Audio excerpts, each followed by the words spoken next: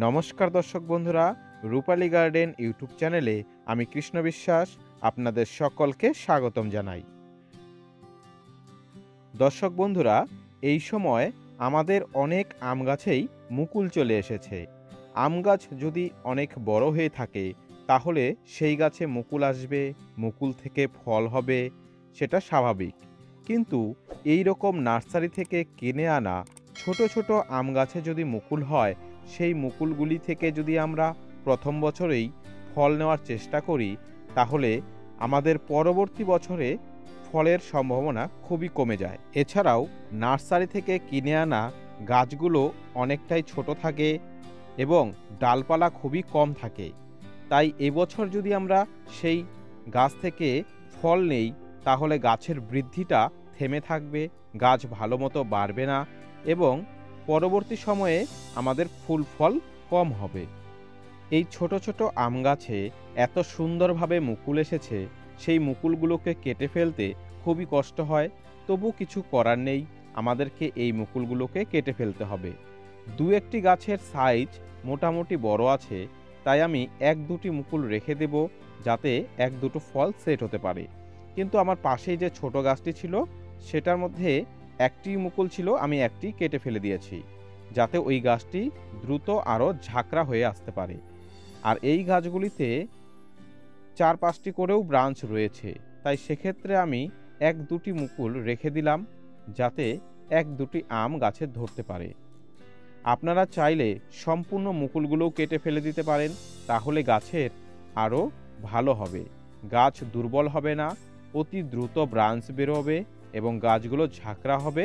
আগামী বৎসর খুব প্রচুর পরিমাণে মুকুল আসবে এবং আপনি তখন প্রচুর পরিমাণে ফল পাবেন। এমনিতেও এই আম গাছগুলোকে ছোট ছোট প্লাস্টিকের বস্তায় লাগানো রয়েছে।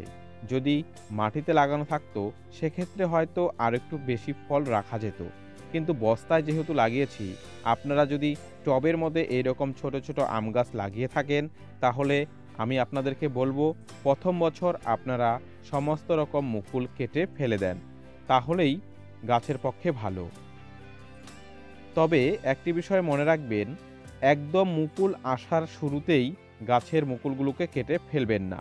মুকুলগুলো যখন একদম ফুটতে আরম্ভ করবে তখন কাটবেন, অথবা দু একটি গুটি সেট হবার পরে কাটবেন। তাহলে কি হবে, নতুন করে আর গাছে মুকুল আসবে না, তখন নতুন কচি পাতা বের হবে এবং গাছগুলো সুন্দরভাবে ঝাঁকড়া হয়ে উঠবে। আমার এখানে যেই আম গাছগুলোকে আপনারা দেখতে পাচ্ছেন এগুলি সমস্ত বিদেশি আম গাছ। এখানে রয়েছে কিউজাই, কিং অফ চাকাপাত, বাড়ি 4, এছাড়াও দেশি ভ্যারাইটি রয়েছে আম্বিকা ইত্যাদি। আমার আম গাছগুলির প্রায় 80% মুকুল আমি কেটে ফেলে দিলাম। বাকি যেই এক দুটি করে মুকুল রেখেছি এগুলো শুধু আমি যে আম গাছগুলোকে কিনে নিয়ে এসেছি সেগুলো সঠিক জাতের কিনা সেগুলিকে পরীক্ষা করার জন্য। তবে কোনো গাছে যদি একটি ব্রাঞ্চ থাকে আর সেই ব্রাঞ্চে যদি মুকুল চলে আসে সেক্ষেত্রে পরীক্ষা করাও সম্ভব না, তাই আমি আমার ছোট গাছটির মুকুলটিকে একদম কেটে ফেলে দিয়েছি। এই যে দেখুন দর্শক বন্ধুরা, গত বছর আমি একটি বানানা ম্যাঙ্গো গাছ লাগিয়েছিলাম, সেই গাছটিতেও মুকুল চলে এসেছে। গত বছরও যখন এই গাছটি লাগিয়েছিলাম তখনও মুকুল এসেছিল, কিন্তু আমি সেই মুকুলগুলিকে কেটে ফেলে দিয়েছি, তার ফলে কিছু ব্রাঞ্চ বের হয়েছে। এবছর গাছটি অনেকটাই সুস্থ সবল রয়েছে এবং মুকুলগুলো দেখুন কত সুন্দর বড় বড় আকৃতির। এখান থেকে আশা করা যায় কিছু ফল এবার আমি অবশ্যই পাবো। প্রিয় দর্শক বন্ধুরা, আম গাছে মুকুল আসার পূর্বে আপনারা যে সমস্ত পরিচর্যা করেছেন, আম গাছে মুকুল আসার পর অর্থাৎ এই রকম অবস্থায় আপনারা কোনো প্রকার পরিচর্যা করবেন না।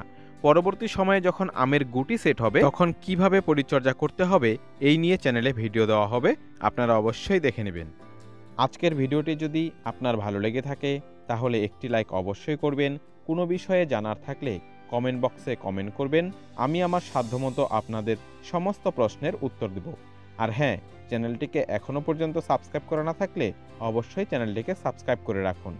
আজকের মতো তাহলে এখানেই বিদায় নিচ্ছি বন্ধুরা, সকলে ভালো থাকবেন, নমস্কার।